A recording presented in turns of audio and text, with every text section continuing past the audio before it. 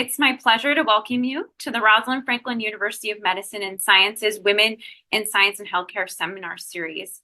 I, along with my co-chairs, Dr. Lise Elliott and Dr. Susie Calkins, are proud of this year's Symposium and Seminar Series theme, Mother Earth Under the Microscope. We started off this year with our WISH Symposium this fall with Dr. Cecilia Sorensen, the director of the Global Consortium on Climate and Health Education at Columbia University, discussing climate change in women's health. Today, we are shifting our focus to issues related to maternal morbidity and mortality and infant survival related to climate change. We are happy to welcome PA Saibatu Mansaray with us on our Zoom seminar today to discuss the impacts of nutrition on maternal and child health. But first, a brief continuing education notification. We are offering continuing education credits for our event today. The planners and speakers of this activity have no relevant financial relationships with ineligible companies to disclose, and all of the relevant financial relationships listed for the faculty have been mitigated. Please also note that our speaker is joining us internationally today, and therefore there may be times where there is a slight lag over Zoom. And now for our speaker. Saibatu Mansaray is the CEO and founder of the Mansaray Foundation, a decorated retired United States Army officer and certified PA. Her experience ranges from executive and organizational leadership, both within the United States Army and at the White House. As the CEO of the Mansaray Foundation, she utilizes a grassroots community approach to reduce maternal deaths, prioritize community and teenage health promotion efforts, and is currently piloting an agricultural project to address undernutrition in pregnant, lactating women and children under 5. Her expertise includes developing and implementing health policies, coordinating and executing humanitarian efforts, executive and austere medical planning, international diplomacy, community development, and public speaking. Please help me to welcome PA Saibatu Mansaray. All right. Good morning, good afternoon, good evening, everyone. As I'm assuming not everyone is in the Central Time Zone. Christine, thank you for the warm introduction and for having me contribute to this valuable seminar where I'll draw attention to the impacts of nutrition on maternal and child health, especially in developing countries. I love the intro. Every time I hear an intro about myself, I think they're talking about someone else that possibly can't be me, but very, very happy to represent PAs today for sure. But before we get started, as people who want to help others live healthier lives and make the world a better place, let's ask ourselves this question. Does addressing the overall health and nutritional status in the pre-pregnancy, pregnancy stages reduce the future risk of poor outcomes during childbirth, lactation, and in children under 5? See, when you live in the global north or developed or high-income country, our focus is overnutrition versus undernutrition. We just eat too much, and not necessarily quality food either, but with high calories. Now, access to food is not a problem for most people in the Western world. While when you live in the global south or developing countries or low middle income countries, undernutrition coupled with poor healthcare play a major role in our maternal and child health complications.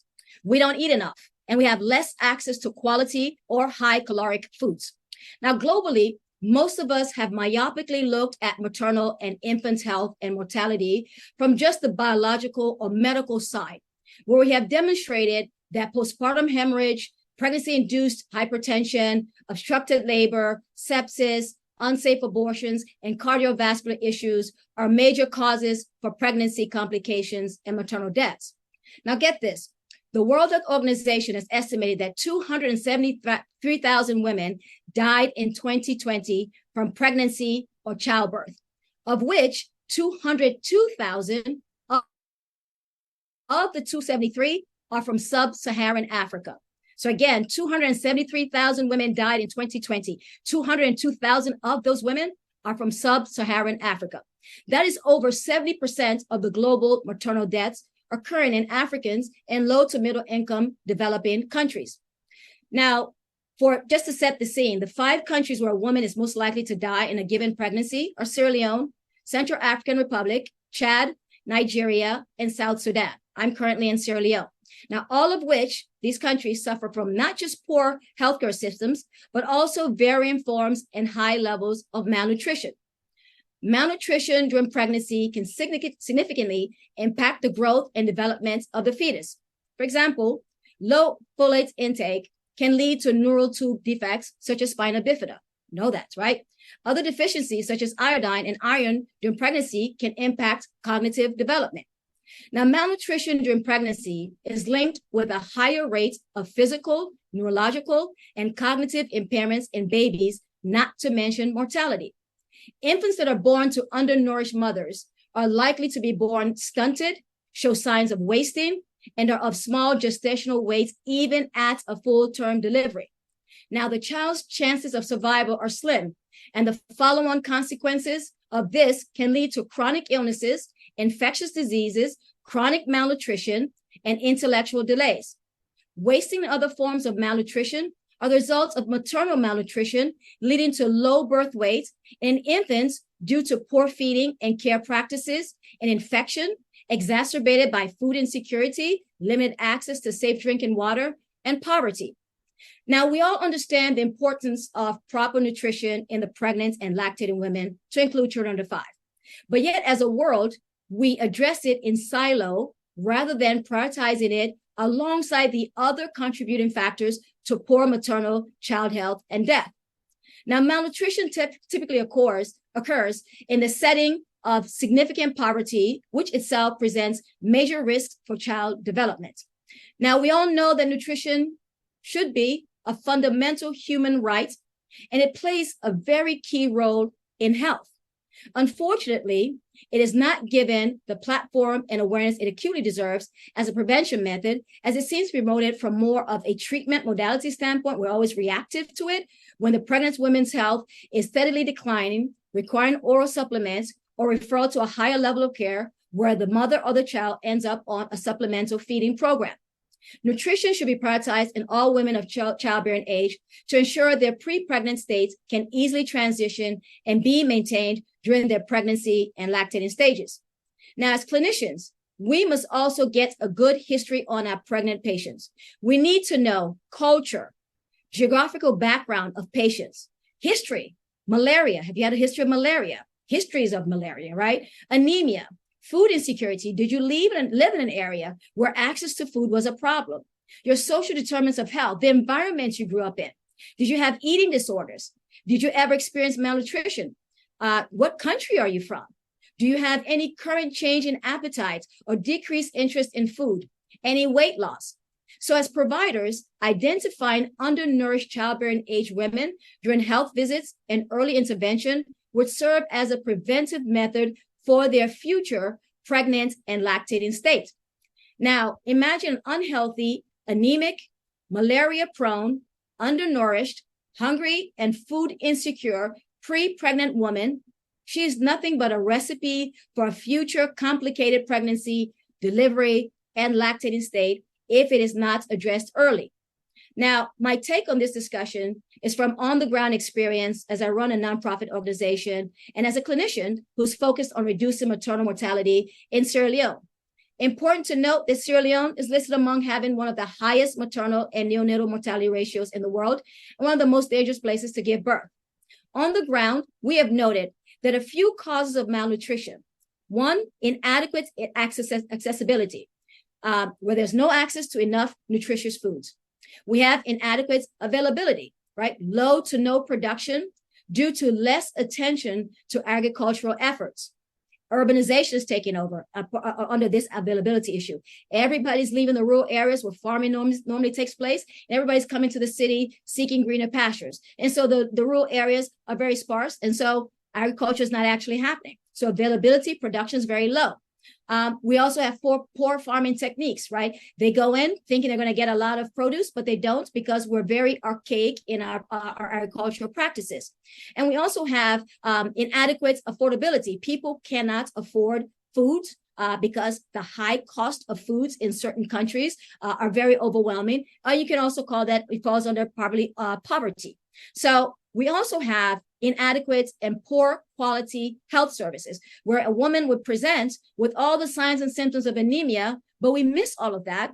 And we've assumed the abnormal to be the normal. It's just something normal, right? So we don't have proper healthcare services. We have an unhealthy and economically challenged, or you can say poverty-stricken environment, where people can't afford to get proper foods. They eat basic plain rice and they pour palm oil over it, and that's it, right? That's their one meal a day. We also lack health promotion efforts, education, information campaigns. People have lived so long in the abnormal world that they don't even know what is normal. So we have a responsibility to educate them. If we don't do that, they just don't know. They go along with this abnormal state of anemia, of undernourishment. We also have a distance to facilities problem, very far to go. So if the woman is even having symptoms, signs and symptoms, she doesn't access the clinic. Instead, she'll go to a traditional healer who will give her a whopping bottle of whatever that is and say, drink that, right? Not dose-based, not weight-based. And so we have a problem with people accessing the clinics, even if they have a problem. Now, as I mentioned earlier, proper nutrition is a fundamental human right. And globally, we must commit to ensuring that pregnant, lactating women and children are prioritized, as they have higher nutritional needs that, if left unmet, could lead to severe health complications and mortality. The nutritional state of a pregnant woman is a major determinant of the life of the newborn and its overall long-term health. Sadly, in developing countries, the nutritional status of women in general is poor and worsens with pregnancy and lactation due to the high nutritional and caloric demand. USAID reported that undernutrition is estimated to be an underlying cause of 45% of child mortality and anemia, contributing to 20% of maternal mortality. Therefore, investing in nutrition is fundamental to survival goals. They also consider nutrition intervention as a life-saving step with significant positive outcomes in preventing maternal and child mortality. Now, from a social cultural aspect, because we can't do any of this if we don't address it, especially when you're talking about sub-Saharan Africa. You have to have a social cultural lens when you're looking at things. And I feel that community nutritional interventions could be used to increase access to care, because mothers would come to the clinic despite the distance, because they're coming to satisfy their hunger and provide nourishment for themselves and their babies. In Sierra Leone, pregnant and lactating women, they suffer from both micronutrient deficiencies, and they also suffer from lack of appropriate weight gain due to low caloric intake. Now, let's briefly discuss some of the impacts of these micronutrient deficiencies. Now, serious iodine deficiencies during pregnancy can result in stillbirths, miscarriages, congenital disorders. Childhood anemia can begin when the mother actually had iron deficiency anemia before or during pregnancy, and the infant in turn is born with low iron stores. The health consequences of iron deficiency for children include premature birth, low birth weight, infections, elevated risk of death. Vitamin A deficiency is the leading cause of preventable blindness in children and increases their risk of disease and death from severe infections. Now, between 100 million and 140 million children are vitamin A deficient, and an estimated 250,000 to 500,000 vitamin A deficient children become blind every year, half of which die within 12 months of losing their sight. Zinc deficiency is another threat to pregnant women and babies, lack of which is associated with long labor, which then increases the risk of maternal and infant death, especially in areas where there's limited access to health services, such as low middle income countries. Now, folate deficiency, we mentioned neural tube defects, is also a threat to mom and baby and is associated with high risk of preterm delivery and low birth weight. See, malnutrition in a woman of childbearing age begins long before she becomes pregnant. And as clinicians, we must be keenly aware of the status of our patients, at least during their well women's exams or their annual health visits. Important to note that many women also suffer from excessive bleeding during their menstrual cycles, resulting in iron deficiency anemia, which, if isn't addressed, can lead to a future baby being born with low iron levels or being born anemic. And given that I'm framing this talk from a sub-Saharan African perspective specifically, we cannot forget about our most common African infectious disease and its role in this. And yes, you guessed it right, malaria. Malaria is endemic in sub-Saharan Africa and is also a contributor to anemia because when the malaria parasites enters the blood, it infects the red blood cells. At the end of the infection cycle, the red blood cell ruptures. Now, this process lowers the amount of red blood cells and it leads to anemia. Now, both scenarios can be present in your patient, IDA, iron deficiency anemia, and malaria can be present, but we have to search for it as part of our prevention efforts. So when a woman comes in, speaking from a clinical standpoint, a woman comes in for a well woman's exam or annual exam, it's not just to ask your last menstrual cycle, the dates of your last menstrual cycle. We should also investigate the quality of your bleeding during your menstrual cycle, not just LMP and are you sexually active? What's the quality? Is she someone that excessively bleeds? Because that will kind of tune you in to the labs on her H&Hs, right? Hemoglobin, right? So hematocrit and hemoglobin. And also, have you ever been diagnosed or treated for anemia?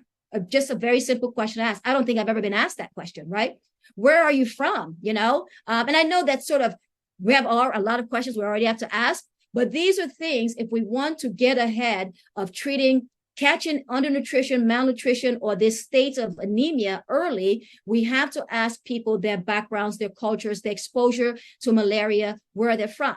Now, iron deficiency anemia is the most prevalent form of micronutrient deficiency in women worldwide. It has many negative impacts in the non-pregnant women as well as the pregnant women. Over 100,000 pregnant women die each year from severe IDA. IDA during pregnancy is associated with multiple adverse outcomes for both mother and baby. Now, women suffering from IDA, iron deficiency anemia, that is, have an increased risk of hemorrhage and shock, increased risk of infections, cardiovascular insufficiency, eclampsia, or the need for peripartum blood transfusion in cases of heavy blood loss. It also leads to low birth weight for the baby and increased overall infant mortality. Now, in the pregnant woman, iron sets the proper health conditions for a healthy pregnancy, fetal development, and a healthy newborn. In developing countries, IDA in the prepartum woman is far more the rule than the exception, as compared to developed countries, more than likely due to lack of iron in their diet. They can't afford red meats, they can't afford seafood, they can't afford cereals and beans, and other chronic illnesses that are not being formally treated in clinics, whether they have ulcers, whether they have internal bleeding, whether they have GI disorders, right? But they go to a traditional healer, they don't come to the clinics. In antenatal visits, we note that over 50% have maternal anemia. Now, we all know that during pregnancy, the volume of blood increases. Well, if there's an increase in blood, there has to be an increase in iron and vitamins so we can make more red blood cells. But if you don't have enough iron, it can lead to anemia. Now, it's not considered abnormal unless your red blood cells or your red blood cell count falls too low.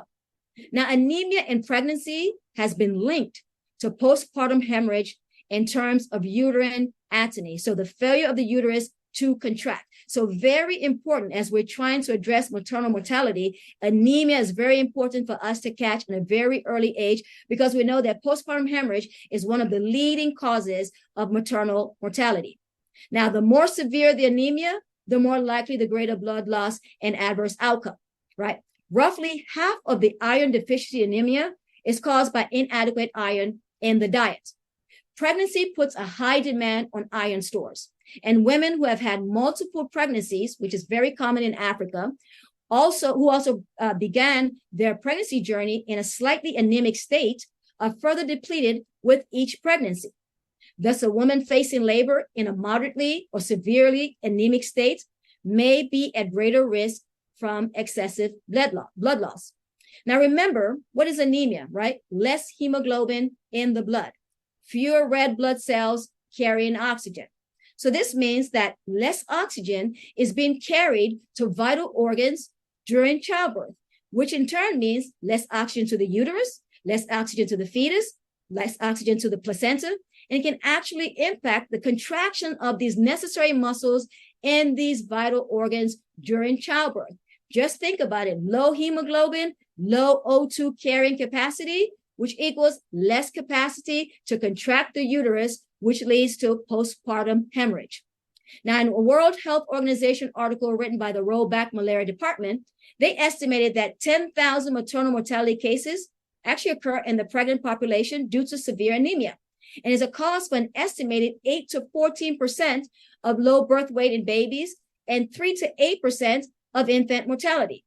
In one of the clinics that I work in, the smallest baby we delivered at full term in a woman who was malnourished was 2.4 pounds at full term. Now imagine this neonate in a country such as Sierra Leone with poor medical infrastructure, no NICUs, no incubators, no neonatologists. That baby is undeniably at greater risk for mortality within the first few days of life. And if they're able to survive, we have just created an intergenerational cycle of malnutrition. The intergenerational cycle is a path through which a malnourished mother delivers a low birth weight baby, who then becomes a stunted child, who then becomes a stunted adolescent, and eventually a malnourished woman, who in turn has another low birth baby weight. It's like a vicious cycle. Now, during her childbearing years, she'll bear low birth weight babies of her own, continuing the cycle of poverty and ill health from one generation to the next. Now, also, if this malnourished mother we just described in the intergenerational cycle of malnutrition, if she experienced stunted growth, this could also lead to her having a small pelvis, which results in obstructed labor, which is another main cause of maternal mortality. So as I mentioned earlier, we cannot address malnutrition in silo, but we must see it as part and parcel as a contributor to maternal mortality. It is critical that we recognize that untreated IDA in pre-pregnancy or childbearing age women creates the conditions for IDA in pregnancy through to postpartum stages and ultimately back to the pre-pregnant stage, creating a very unhealthy woman and an increased risk of maternal and child mortality. Now, lactating mothers and children under 5 are equally affected by malnutrition. Pregnant lactating women not only suffer from micronutrient deficiencies, but also low caloric intake due to food insecurity issues. In Sierra Leone, where I currently live, 53% of the population lives below the poverty line. Therefore, they cannot afford to eat iron-rich foods such as meat and seafood and beans or cereals. Some of these women can only afford one meal a day, and most of the time, whatever food they can afford may lack nutrients. It's more about filling an empty stomach versus being nutritionally sound. Now, their food choices are being affected by poverty and food insecurity, where they may only have access, as I mentioned before, to plain white rice as their main dietary staple, which in turn places them at risk for malnutrition. Now, one caloric and nutritionally deficient meal a day does not provide enough calories, does not provide enough nutrition for the lactating mother to produce a healthy amount of hind and fore milk for a baby to thrive. This has led to many, many women weaning their babies earlier than the exclusive 6 months of breastfeeding that's recommended by the World Health Organization and UNICEF. So thus increases the baby's risk for protein, energy, malnutrition, or chronic malnutrition. And we'll talk about that later. Again, in our clinics, it is noted that greater than 30% of lactating women wean very early. And for those who try to maintain breastfeeding, even though they are malnourished themselves, are left with an unhealthy baby who frequently suffers from diarrhea and failure to thrive challenges. I mentioned the impacts and consequences of lack of vitamin A earlier. Interestingly, breast milk is a natural source of vitamin A. So promoting breastfeeding is the best way to protect babies from vitamin A deficiency. But when we have a malnourished mother who's also deficient, who has weaned her baby early due to poor milk production, we're only left with a supplemental option. Unfortunately, both the mother and child are hungry, they're malnourished, they're susceptible to physical and mental health challenges, disease processes, and an overall telling sign that the community at large is in danger as it relates to malnutrition. It doesn't affect one family, it doesn't affect one person. It's a problem in a community. So if the neonate survives to school age, they also tend to suffer from intellectual delays, which leads us to the impacts on children. Marasmus is a condition primarily caused by a deficiency in calories and energy, general deprivation, and is a form of severe malnutrition, while kwashiorkor indicates an associated protein deficiency resulting in an edematous appearance. Now, they're both a form of protein energy malnutrition. And this is PEM, which is a common childhood disorder and is primarily caused by deficiency of energy, protein, and micronutrients. PEM manifests as underweight, low body weight compared with healthy peers. It manifests as stunting, poor linear growth. It manifests as wasting, acute weight loss, or edematous malnutrition, which we talked about as kwashiorkor. Now, the term PEM describes a general state of undernutrition, as I mentioned, deficiency of multiple nutrients and energy. There are three clinical presentations of severe PEM, kwashiorkor being one, marasmus being one, and a combination of both called marasmic kwashiorkor. Now, adequate nutrition in the early years of life is crucial for brain development. Moderate to severe malnutrition during infancy is associated with a significant elevated incidence of impaired IQ in adulthood, even when physical growth has been completely rehabilitated. So the body gets fixed, they gain proper weight, but their IQ does not adjust with them. An episode of malnutrition during the first year of life carries risk for significant lifelong functional morbidity. Studies have shown that pre and post-natal nutritional deprivation can result in long-term alteration of structural and functional brain development, leading to learning disabilities and impacts to memory. Some children may recover from an acute episode of malnutrition, while others continue on to chronic undernutrition. Sometimes the impacts of acute and chronic can be difficult to distinguish. Now, acute malnutrition, they present with wasting, thinness, acute inadequate nutrition leading to rapid weight loss or failure to gain weight normally. It's an acute process. Chronic malnutrition, they appear stunted, they appear short, they have inadequate nutrition over a long period of time, leading to failure of linear growth. Then you have acute and chronic malnutrition, right? These people are underweight and they have the combination look. And so it could be wasting, or it could be stunting, or it could be both. In developing countries like Sierra Leone, the combination version is the norm.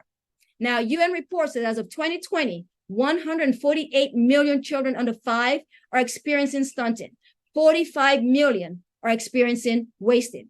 Now, collectively, major international organizations have identified that over 20 million children under 5 suffer from severe acute malnutrition and contribute to an estimated 1 million deaths annually. Unfortunately, children in developing countries suffer the same barriers as the overall population, with limited to no access to care, whether it's due to lack of health promotion efforts and currently lack of knowledge, poor medical infrastructure, food insecurity. And from on the ground experience, most members in rural communities, they do not utilize medical facilities. Instead, they turn to traditional healers, where they or their children, when they're sick or not thriving, or even during their pregnancy, they seek help from them. They're the trusted members in the community. That's who they know. Unfortunately, communities, stakeholders, local leaders, they lack the knowledge and insights of the occurrence and prevalence of malnutrition and its pending spillover to children under 5.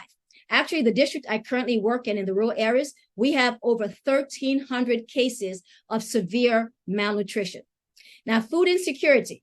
Let's touch on that a little bit. Prevention is a very critical step in ending malnutrition, and it must be prioritized to reduce health complications and the high number of mortality rates in developing countries. A compounding problem that these populations have is that not just the medical problem, but they also have a food insecurity problem. Iron is a nutrient within various foods such as meat, eggs, seafood, certain vegetables and fruits, cereals, and beans. USAID technical guide mentions that early oral iron supplementation is crucial to prevention and treatment of IDA. But for the woman whose diet is filled with iron-rich foods, she only needs a little bit of a boost, baby, to kind of sort of bring up her low iron levels. But the woman whose level, who has a normal diet, a healthy diet, her levels should be normal based on her adequate, healthy diets alone. Now, developing countries from food that suffer from food insecurity and hunger is on the rise. In Sierra Leone, a country of 7.5 to 8 million or so people, has one of the highest maternal neonatal mortalities in the world, and has been estimated by the World Food Program that 4.7 million of our 78 million people are food insecure. 900,000 are severely food insecure, and over 3.7 million are moderately food insecure. So as I read that, I say to myself, I'm food insecure. We all are food insecure in this country.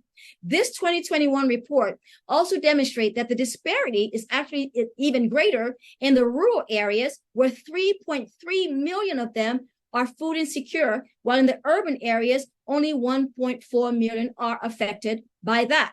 And they also note that chronic malnutrition is widespread. Now, that assessment should be a red flag to clinicians, to communities, and the government that the entire country is in a dire situation. These facts speak to some of the main causes of malnutrition in our pregnant, lactating women and children under 5, especially in the rural areas where the mortality rates are higher than the urban areas. These marginalized populations are the most vulnerable, and they need to be prioritized. They have inadequate access to food, availability of nutritional food. They have lack of knowledge on the importance of accessing and receiving quality healthcare, and they lack the ability to live in an overall healthy environment with nutritious meals on their tables. Now, this World Food Program statistics also tells us that most of our pregnant women actually started off nutritionally deficit because the numbers are saying that all of us are sort of food insecure. Interestingly, the pregnant women I speak to, they know that they're suffering from undernutrition, and they're displaying signs and symptoms of anemia, but most go untreated due to poor quality of care or the reliance on traditional healers. They describe experiences of lightheadedness, headaches, weakness, brain fog, dehydration, poor weight gain. Their skin, you can see that is pale. So what now? This overall valuable context should lead to early prevention methods versus a heavy focus on treatment through ready-to-use therapeutic foods. Treatment is necessary to save lives, but the old adage remains true that prevention is better than cure, as most times the malnourished pregnant, lactating woman or child is not detected early because we don't do surveillance. They're hard to come by. And by the time the mom and the child is brought to the clinic, they're severely malnourished, especially in the children under 5 with obvious signs of marasmus. In developed countries, clinicians would give a list of foods that the patient should eat, give her oral supplements, and continue to monitor and escalate treatment as needed. If she's on the lower income side, she'd also receive food stamps. But what about developing countries who have compounding factors? If you were dropped off in sub-Saharan Africa, what would your intervention look like? Okay, stay in America. Don't come over here. We got this. But as people in the health business, you could be faced with a patient as she recently moved to the Western world. You may have it easier as far as identifying treatment, but she could still present to you very, very late in the game. So as clinicians, we always engage our patients on their past medical history to include where they are from. But before we get to my thoughts on prevention, let's touch on the perception of the problem. Sadly, the pregnant population has accepted undernutrition as normal during her pregnancy, and she actually just comes in and says, I need my oral iron supplementation, and I need some vitamin B complex. She already knows the treatment for it, right? They come in asking for it. Due to their circumstances of poverty, food insecurity, and so on, the medicinal approach to fix the anemia problem is the only logical approach due to the free health initiative. It's free health. There's a caveat to that, but that encompasses pregnant, lactating women and children under 5. So poverty would not allow them to approach the diets as a fix, and neither do they access healthcare for annual checkups where we can identify your anemic state very, very early on. So an entire country, and technically the world at large, to some degree, is suffering from some form of food insecurity that also contributes to maternal and neonatal deaths. In sub-Saharan Africa, we also have poverty. We have lack of innovation in modern agricultural methods, and all the other reasons I mentioned before as main causes for malnutrition, as that them being the reasons that the cards are stacked against our women and children. The majority of pregnant women I've spoken to were happy to be prescribed oral supplementation and less enthusiastic about healthy lifestyle and eating habits, and did not seem to grasp the impacts of malnutrition on them or their babies. Their perception of complications during pregnancy and delivery were isolated from malnutrition. So their lightheadedness, their weakness, their fatigue, their mind fog, their paleness of their skin was a pregnancy problem. It was not a malnutrition problem. It wasn't a maternal anemia problem. It wasn't a malaria problem. It was just normal to them. Now, only the lactating mothers seem to have a slightly better grasp of the consequences because they're actively challenged by sick babies that are not thriving and are willing to do anything to correct the malnutrition status. So let's talk about some sustainable efforts that are community led.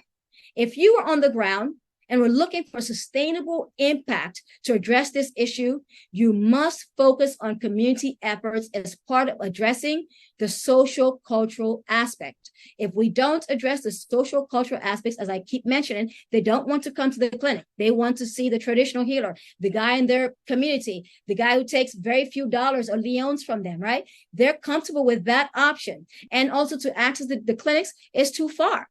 So what do we have to do? We have to do health promotion efforts. We have to educate, outreach programs for in the pre-pregnancy state, so childbearing age, adolescent girls, childbearing age women, and the pregnant lactating women. Educate them. All these things I just mentioned, we should educate them that. We should educate them when they come to their antenatal care visits. It should be part of the classes that they receive about malnutrition, not isolating it. We are isolated when we're treating them, and we have to bring it together. Now, also community engagement, stakeholder meetings. The big people in the town and the communities, they all have a very, very strong say. They need to understand the impacts of malnutrition in their communities, spilling from their wives to their children. And they themselves may be someone born in that state, right? Do town hall meetings. We have to raise awareness in communities and educate them on nutrition and develop a collective plan to address it given the complication and mortality rates. Now, collective plans could be community agriculture and animal farm raising, where they work as a team. They give the land and people come. Each house gives a member to go and they plant our local foods that are nutritious foods, right? And then they divvy up the produce at the end. So everybody's contributing to this. That's a very hands-on approach, and it makes it their problem. It makes them their solution. We can increase the nutritional status of adolescent girls and women through feeding programs. Clinic can provide meals or food supplies to pregnant lactating women when they come for their antenatal care visits or when the children come for their under 5 visits. We can tax communities or businesses to sponsor these feeding programs in kind or monetary donations. We can create an environment that is supportive of improving the status of women. Ensure that she visits the clinic, ensure that she's informed, ensure that her health is prioritized and her well-being. Women who cannot access the information or education or the assets and don't have the time because early in the morning she runs off to do her farm work or to do her trading, and she doesn't understand the importance of improving her nutrition and that of her children, she will not be able to influence decisions that affect their lives. We can use the media. We raise awareness, call to action, educate, advertisements, TV, radio, billboards. People listen to the radio. I mean, Sierra Leone, believe it or not, people still listen to the radio quite a bit, right? We can call their attention to this problem that they have seen as normal. It's not normal, right? Billboards, right? The government has a role as well. Community surveillance. I've been in this community that I work in now in the rural areas for over 2 years. I don't know the last time they did a community surveillance where they came out and actually did the anthropometric measurements of children and women, right? We have not seen that. We should develop as government nutrition programs for pregnant lactating women and children under 5. We should incentivize farmers. This could also reduce urbanization in the process. We must increase investments in our agriculture so that we can get more productivity. Mechanizations. We don't even use machines here to do farming. We're still using the whole type of thing. We're still burning grass to sort of till land, to get the land prepared, right? It takes them days and months to just till land.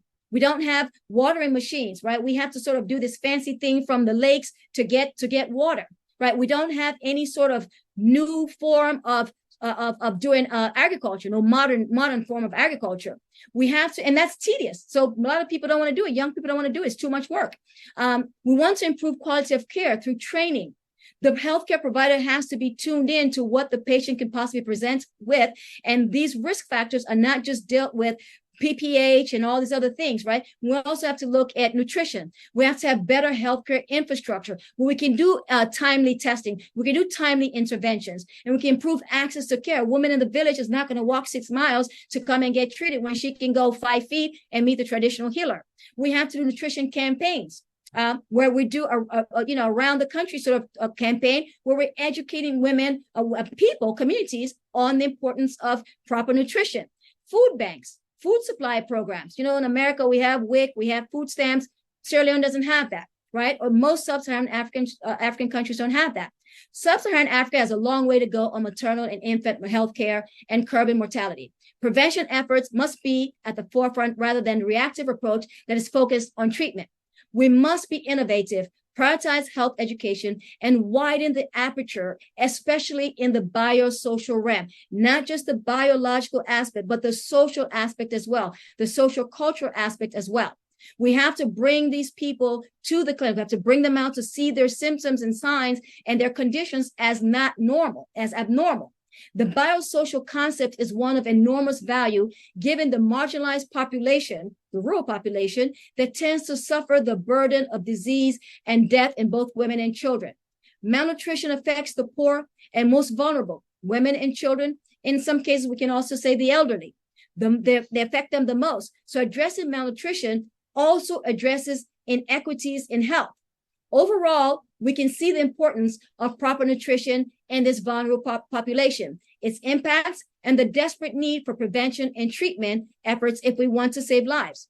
Malnutrition lowers the body's ability to resist infection and leads to longer, more severe, and more frequent episodes of illness, thus increasing mortality risk.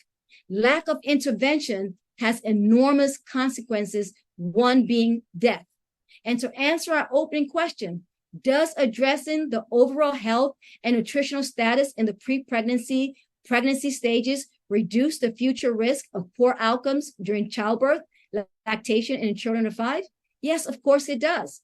Donor dependency is not a sustainable solution in developing countries to curb these deaths. Local grassroots interventions do work, and we must address nutrition as part and parcel of pregnant, lactating women and children under 5, their care, and not in silos. Unfortunately, poor health outcomes remain consistent in maternal and child health in developing countries, and the World Food Programme's analysis on food security in Sierra Leone is a compounding problem to the population's slim chance of a healthy survival. It's important to note that food security and nutrition status of an infant tells us much about their current history and a lot about the trajectory through their life. Now, the status of the infant is largely determined in part by the health and nutrition status of the mother. And at the same time, the health and nutrition status of the mother is determined in part by the status of women in society. So ponder on this question as we're wrapping up this session. How can we as super intelligent and overachieving students, faculty, practitioners, researchers, tech people raise the status of women in society to improve their health and well-being and save lives? A critical barrier to maternal and neonatal mortality is intentionality. Dr. Mahmoud Fathala, he beautifully stated back in 2006, he says, women are not dying because of preventable diseases. They are dying because we have not determined that their lives are worth saving. We are all keys to that answer. And I look forward to us making a difference in society with intentionality. Now, as I bow out, I challenge all of us to show the world what we are made of. And let's do our part to ensure mothers and babies live healthier lives. And lastly, let's make the world a better place. Thank you all. And I look forward to being a guest at your impressive university campus someday soon. Thank you very much. Thank you so much, Ms. Mansaray. That was a very informative and very enthusiastic and motivating presentation. So thank you so much for sharing all of that with us. We are going to move into Q&A portion for this the seminar. And for anybody who's participating, if you have not already done so, you may use the Q&A button to submit questions. I have a couple of questions already for you. And so one of them is from one of my PA colleagues, Patrick Knott. He said, well, the obvious goal would be equity across the globe and access to a variety of healthy, culturally appropriate foods. Do you see any short-term solutions that could save lives? Is there a certain food source that should be focused on? Is there certain supplements? For example, he gave the example like Ensure that could be used in the short term, that could be shipped to those areas. Kind of what are your inputs on that? Yeah, I'm honestly a fan of using local resources. I can't get Ensure here. That means I'm donor dependency again. I'm waiting on you to ship it to me, right? And what is that? That means every time you have to get it to me. I don't have it here.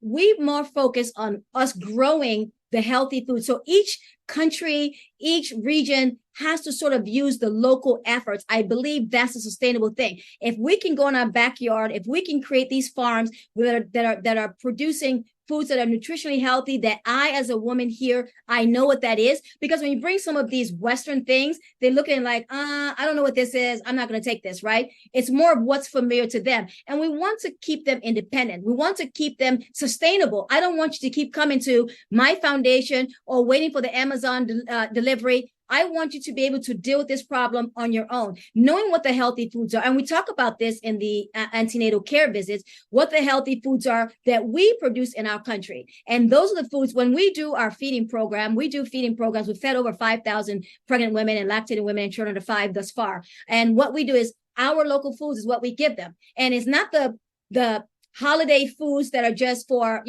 snacking and to fill your stomach, but the ones that are nutritionally sound for pregnant women that have proven to have all of these micronutrients that I mentioned earlier. We focus on that. So all the food we feed them, they may eat the same stuff every couple of days, but those we have proven that they are nutritionally sound for your pregnant and lactating state. Thank you. We also had Aaron who added to that question some insight from previous experience. He said, when I was in Afghanistan, we would do humanitarian medical missions to local villages, and we would distribute brown rice, black, and kidney beans. And he said the not-for-profit medical group that he also worked with, when they traveled to El Salvador and Guatemala, they would again distribute those same items, brown rice, black, and kidney beans, and also prenatal vitamins, and try to prioritize pregnant and nursing mothers. So definitely, yep, that's exactly what.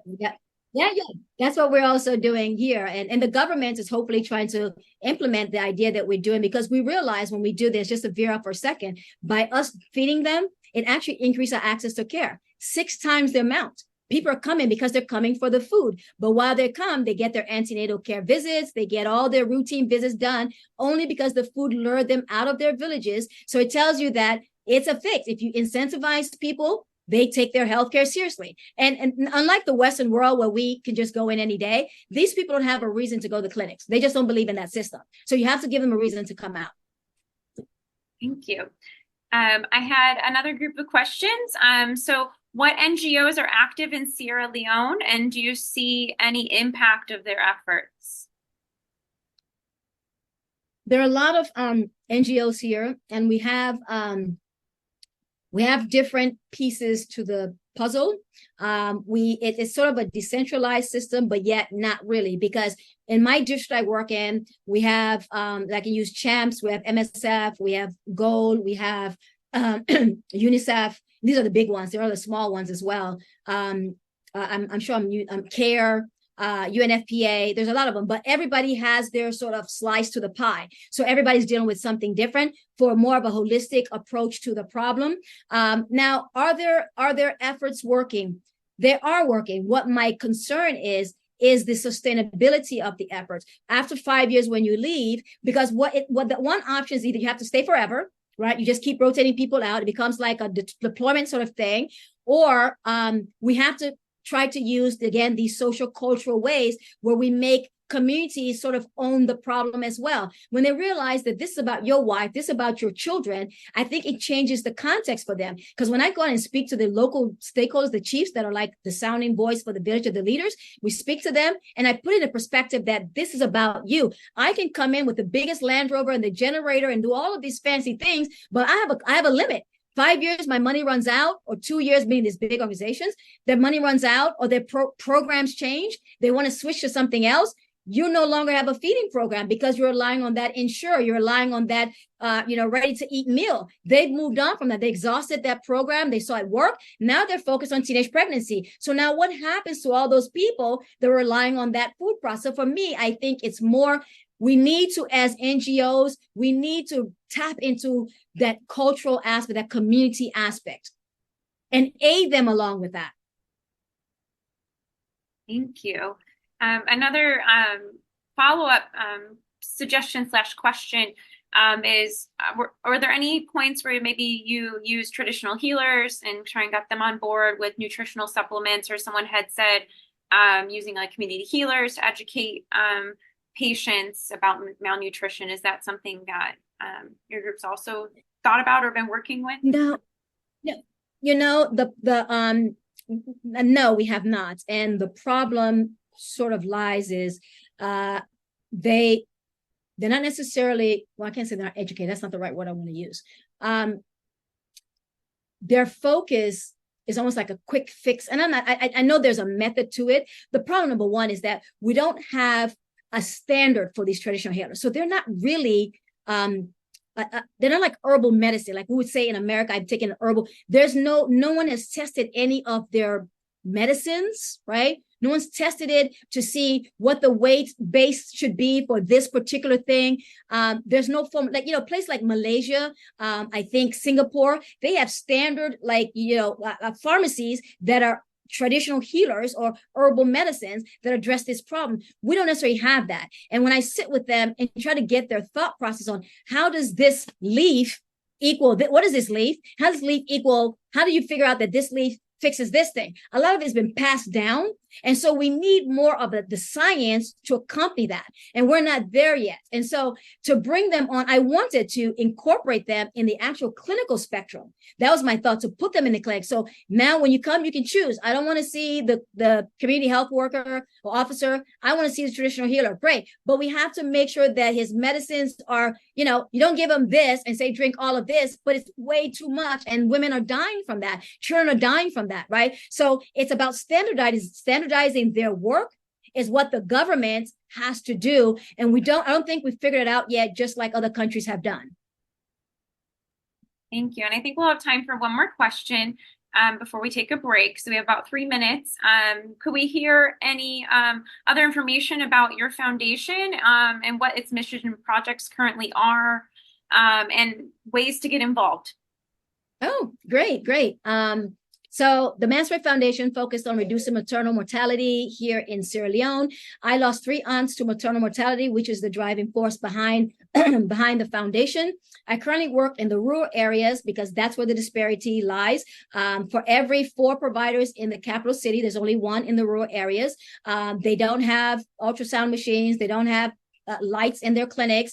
They don't have, their providers are very, very scarce. And so what we have done thus far, let's talk about our work. We have equipped all the clinics we work in, I think 6 clinics thus far. We equipped them with solar panels. This was like before they were delivering babies using flashlights at night, right? We've now put solar systems in there. We're doing a feeding program for pregnant, lactating women and children under 5. Like I said, we've treated fed over 5,000 women. We're focused on the social cultural aspect. We want to bring them out. We also are doing birthing buckets. If you deliver in the clinic, we'll give you a birthing bucket, because most women deliver at home under a traditional birth attendant, right? The old lady in the village who is fine if you don't have a complicated delivery. If you have a complicated delivery, there's a problem. We've had women come to the clinic where they've been fighting to pull the baby out, that the baby's arm is literally hanging out of the mother because it's a breech baby, and they did not know that, right? So we try to encourage, if you deliver in the clinic, we'll give you a birthing bucket. So that's one of our efforts. efforts that would love to get a drive on that sort of thing.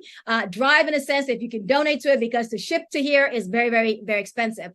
We also have an agricultural project, right, where the community gave land to themselves. We developed a farming committee where each house donates a person, supplies a person, and they go out and they work on the farm. And they just tilled 150 beds, of which that program, the agricultural produce, will feed the feeding program. So our money will reduce. We go in our backyard, we pick the food, the clinic cooks it, and the women get access to that. We also have a teenage pregnancy prevention program they're working on. We go to schools because 15 to 19 women, 28% of 15 to 19-year-olds are mothers in Sierra Leone. A quarter of our maternal deaths come from that population as well. So we do school talks, back to school. You're going on holidays. We come out and speak to them. We've also talked to over 5,000 students. We're planning our next one. We want to address parents as well. We do outreach programs as well. We've equipped clinics with ultrasound machines. 2 ultrasound machines just landed. They're portable, so we take them to the village and do outreach there. Plus, we do them in the clinics as well, all free of charge. If you went to the government hospital, it costs you money to do that. We do education. I have a medical advisory board of PAs, doctors, midwives, a public health analyst, family practice doc, and they work on our education level. This is where we teach the healthcare workers, and we also design products for the pregnant women, lactating women, and children under 5. What else are we doing? Trying to think. We're doing a lot of things, but those are our main sort of focus right now. We want to include more ultrasound machines. We're using the Philips Lumify machine, so we're trying to get more. We want to get a medical austere vehicle to kind of help with that distance problem. And yeah, that's about it. So far, many successes from the work that we've doing. So now it's just expanded. We don't need to recreate the wheel. We just need to expand what we're working on. How can people help? Last quick second. How can people help? You can go to our website, www.mansarayfoundation.org. There's an Amazon medical supply list. If you want to donate through there, you don't trust with your money, that's great. Click on that and buy supplies. You can be part of any of the other projects. You can also send me an email as well, saying, I want to be on your medical advisory board. I feel like I can add something to that. We'll love that. I want to be part of the education. I want to come out volunteer. I need an intern, whatever. We can come up with something. Wonderful. All right. I think those are all the time we're going to have for questions today. So I want to thank our speaker as well as all of our participants for the engaging discussion today. And then also Dr. Calkins and I would like to thank our WISH team, as well as our WISH Advisory Committee, and then the administration and Board of Trustees at Rosalind Franklin University for their continued support. Thank you again for all attending today. We hope that everyone will join us for future WISH events. We'll be taking a short break and then starting this student session shortly.